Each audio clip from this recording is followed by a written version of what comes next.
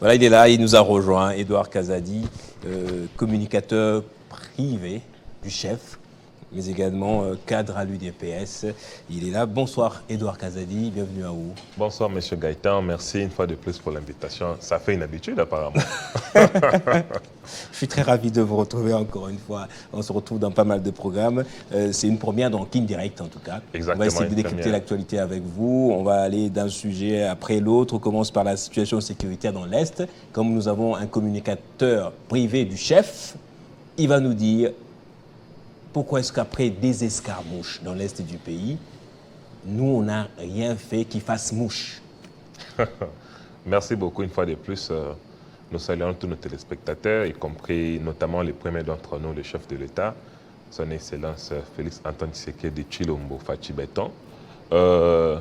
Escarmouche, s'il faudrait le dire comme ça me fait rire en fait, disons, les glamours avec lesquels beaucoup de personnes le disent. C'est qu'il faut savoir déjà, avant d'en arriver, c'est que la guerre de l'Est n'est pas une guerre qui est faite contre Félix Tshisekedi.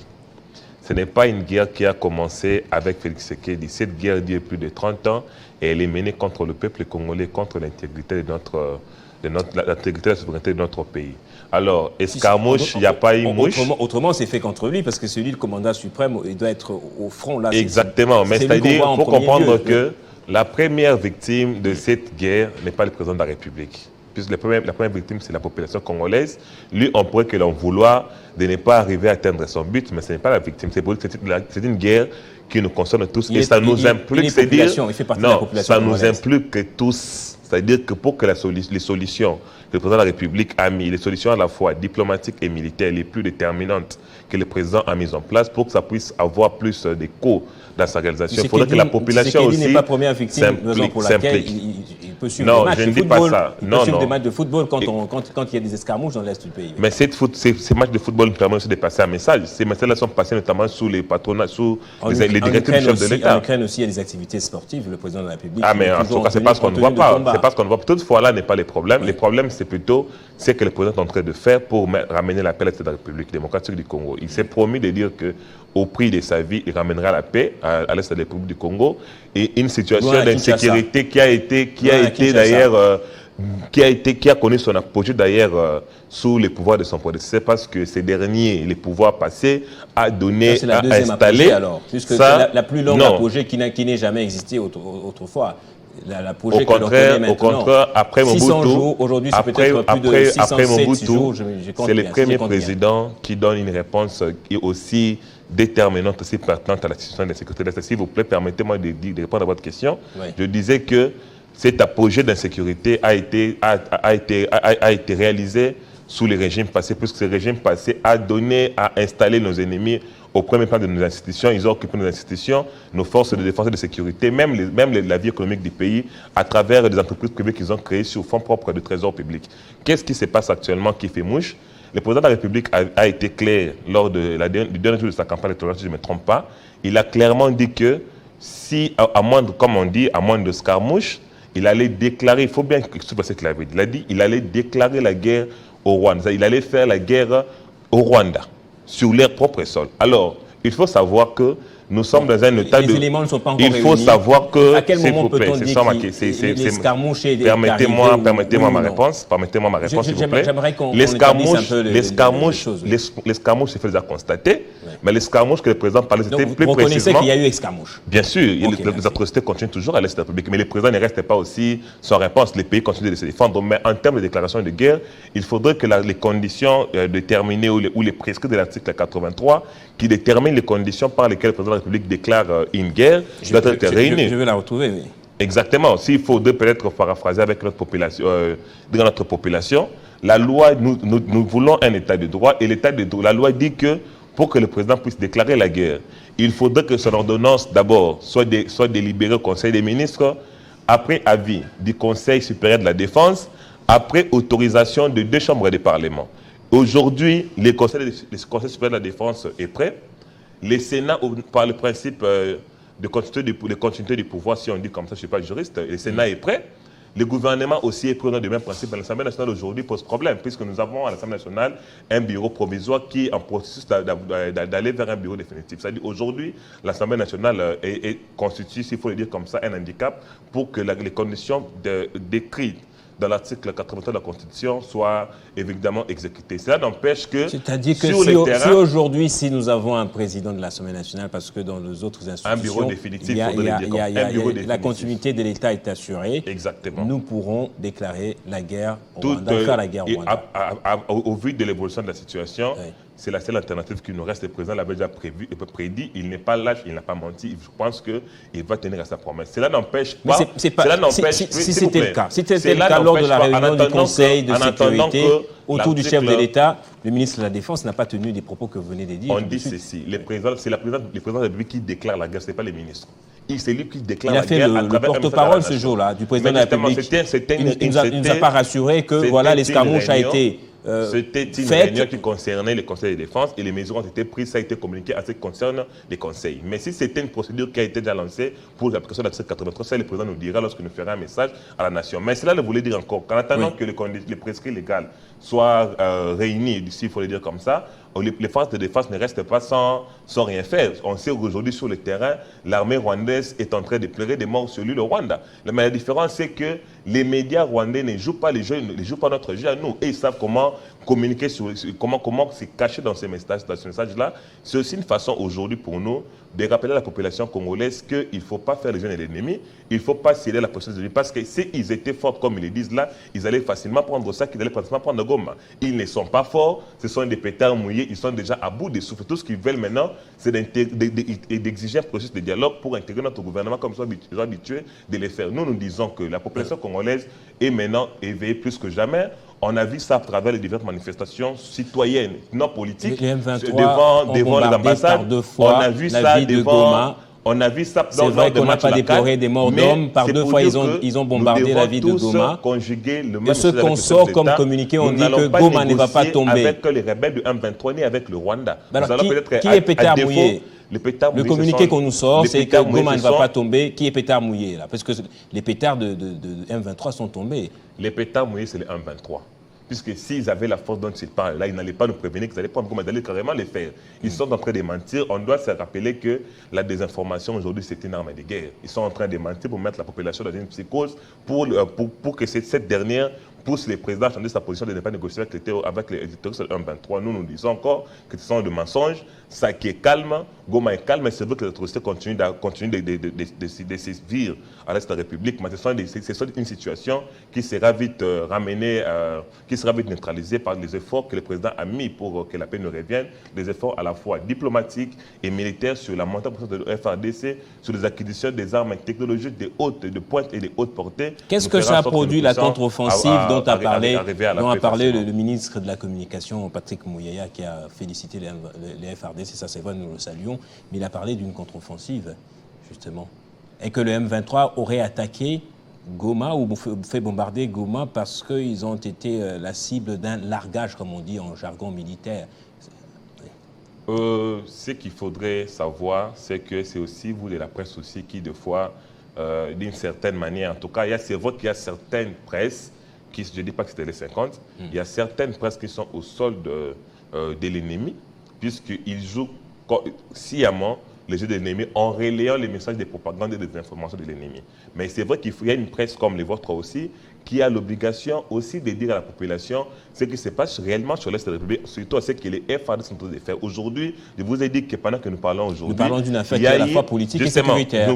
Parce qu'il y a beaucoup d'interventions politiques à là-dedans. Au Rwanda, il y a des cas de deuil presque dans toute la ville de Kigali, puisqu'ils ont perdu des militaires qui ont sévi ou qui ont été neutralisés lors de l'offensive que les FARDC arrivent à mener dans certaines localités. Qu'est-ce que l'offensive a produit? L'offensive a produit la récupération de certaines localités. Il a produit les ralentissements de l'évolution de 1-23, comme on le dit là. La situation qu'ils essayent de nous peindre aussi sur la télévision avec de fausses informations et non d'être la vérité. La vérité est que nos FARDC, en attendant la déclaration officielle de la guerre, se défendent comme ils peuvent et nous devons les soutenir avec des messages de motivation, des messages qui fragilisent leurs états d'esprit sur le terrain. Le président de la République, à son tour, a mis tous les moyens en œuvre et continue de les faire encore, puisqu'il avait dit qu'il ne serait pas président si la paix n'est pas revenue à l'Est. On se rappelle que lui-même aussi, il a été victime de l'attentat. D'un attentat au niveau de Goma, une fois qu'il rentrait de Goma. Il a perdu un avion et un équipage très important, du personnel aussi très important pour lui, qu'on ne dira pas le nom ici. C'est pour dire que lui-même, il connaît les dangers qui représentent et la souffrance qui représente cette guerre-là à l'Est. C'est vrai, on peut justement reconnaître ça à Félix Tshisekedi, puisque pendant la campagne électorale, il y est allé, il a foulé le sol des coins qui lui ont été déconseillés. En tout cas, on a vu le président de la République vouloir être au contact avec toutes les populations. Alors, c'est vrai, c'est un sujet qui est pris très au sérieux ici à Télé 50. Nous accompagnons les FARDC et nous ne manquons pas de faire notre devoir de patriote, de chaîne républicaine, mais n'empêche que lorsqu'il s'agit des parler politiques, que l'on remette en cause le discours du président de la République. Là, au moins, c'est très clair. Exactement. Alors, au moins, si vous permettez, oui. Ici, comme je dis, c'était une guerre qui est menée contre notre pays, c'est une guerre qui est menée contre la population congolaise. Et c'est à nous, on ne peut pas laisser cette charge-là au président seul. Nous devons nous lever, nous éveiller et nous unir autour du chef de l'État et conjuguer les mêmes discours que lui pour dire que nous n'allons pas négocier avec le M23 et nous allons les faire capituler soit par la voie diplomatique, soit par force. Et nous pensons que nous allons y arriver. Il faut éviter de publier ou de relayer les faux messages de l'ennemi, des fausses campagnes de désinformation pour tenter de faire croire que sur le terrain, nos FARDC sont très faibles par rapport à l'ennemi. Il faut aussi peut-être une certaine conscience de nos officiers supérieurs. Aussi, c'est vrai qu'il y a des choses qu'il faut arranger dans l'armée, ils vont les arranger, mais néanmoins, nous sommes très confiants avec les efforts que le chef de l'État fait aujourd'hui, avec, comme on dit, on a brisé l'omerta, puisque aujourd'hui, on a dénudé les complots, les chiens, disons les chiens de chasse Kagame, et ces maîtres chiens de la communauté internationale. Tout le monde aujourd'hui commence à conjuguer contre la République démocratique du Congo. Et pour nous, c'est un indicateur très important pour dire qu'on les a pris à la gorge, bientôt ils seront neutralisés. Nous en sommes fiers, nous sommes prêts d'aller en guerre avec les Rwandais. Le peuple congolais doit être aussi prêt à assumer son attaque souveraine primaire.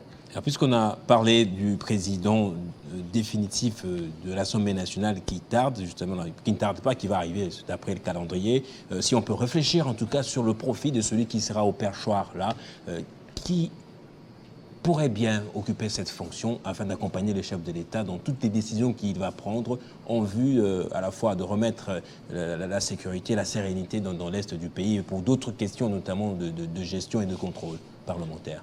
Ma réponse peut sembler comique ou bien peut-être du djalelo, mais pourtant c'est du réalisme politique et surtout au vu des enjeux. Nous disons vos analyses personnelles. Justement, plutôt c'est des constats aussi que beaucoup de qu'on les partage. Vous avez dit que je suis le haut représentant.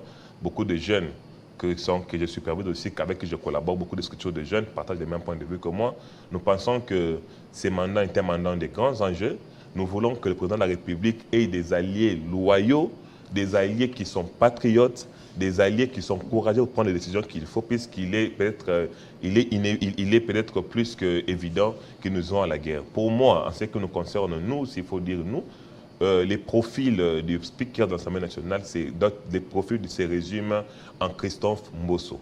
Nous pensons que l'honorable Christophe Mbosso, qui est actuellement le président du bureau d'âge, doit être conduit parce que c'est un monsieur qui a déjà démontré à quel point il est rattaché à la patrie, à quel point il est attaché courageux. Au président ou à la patrie? Non, il est rattaché à la patrie, et plutôt à la patrie, excusez-moi, il est rattaché à la patrie, il est rattaché. Il a un leadership politique très rigoureux et diplomatique à la fois. Il a su prendre au moment opportun des décisions courageuses, notamment c'est lui, de ne pas être complaisant avec le gouvernement. On a décidé un ministre, c'est lui de ne pas être complaisant avec les députés. N'oublie pas qu'il avait dit qu'il était les groupes armés. Même dans la complicité dont nous parlons aujourd'hui, il y a des députés aussi qui font les jeux de l'ennemi. Il a eu le courage d'en dénoncer un cas qui est aujourd'hui aux arrêts, l'ex-honorable Monga Chouchou. Il a eu le courage d'agir en tant que parlementaire pour donner un levier d'action au président de la République en disant, en verrouillant les dispositions, en votant de là pour que le président ne puisse pas négocier avec le M23 pour qu'il ne soit pas, afin qu'il ne soit pas, disons, mixé dans notre armée comme ils ont l'habitude de les faire dans des institutions.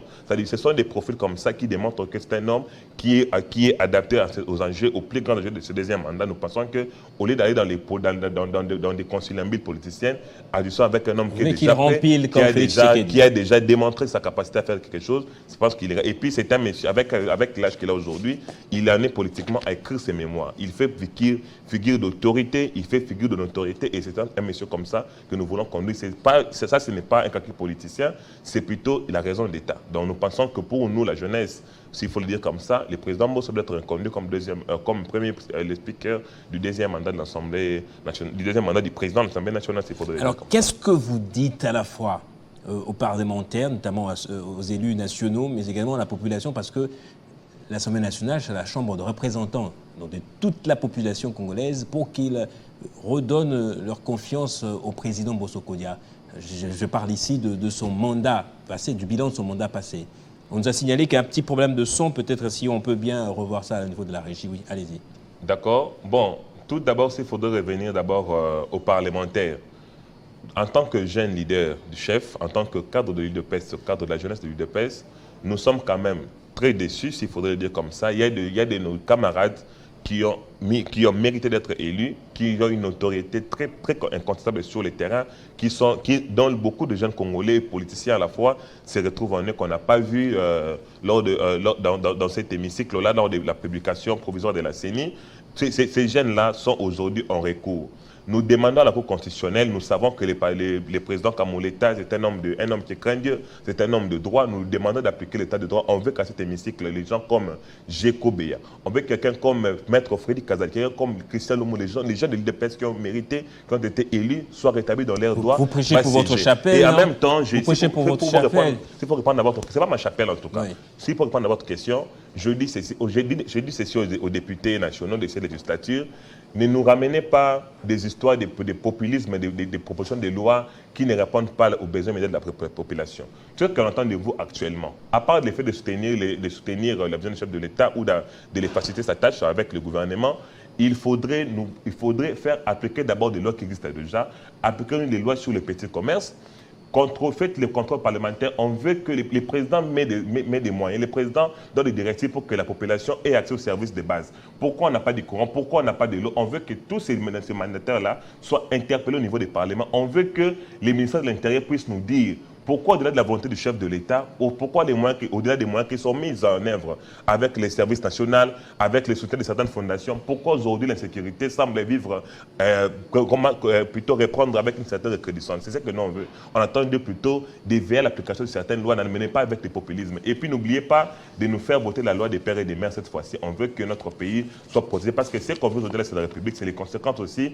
Ce sont des conséquences plutôt d'avoir des personnes à loyauté partagée, des personnes qui ne sont pas des Congolais, qui n'ont rien de Congolais. La loi des pères et des mères concerne la loi des pères et des mères concerne justement l'occupation des fonctions, de très hautes fonctions. En tout cas, il faudrait l'appliquer à tous les niveaux pour qu'on n'ait pas des personnes mi-congolais, mi-étrangers. Nous allons demander aux députés d'amender même ces lois-là pour que ça puisse même revenir même jusqu'aux petites fonctions. Toute fonction qui est relative à l'État congolais doit être gérée par des Congolais, des pères et des mères. S'il faudrait parler aux députés, je leur dirais que tout celui qui est le chef de l'État, tout celui qui a été élu par le peuple congolais doit plutôt agir en fonction des enjeux de l'ère. Et pour les enjeux de l'ère ici, il y a des députés qui sont un peu perturbateurs. On a vu des mauvais signaux au départ avec des sous-groupes qui essaient de s'organiser pour tenter de déstabiliser l'Union sacrée ou bien de mettre cette pression sur le chef de l'État. Il faut un homme qui a le courage, un homme qui a l'amour du pays, un homme qui est à la fois diplomatique et rigoureux comme Christophe Mbosso à l'Assemblée nationale. Vous allez les voter cette fois-ci et nous allons veiller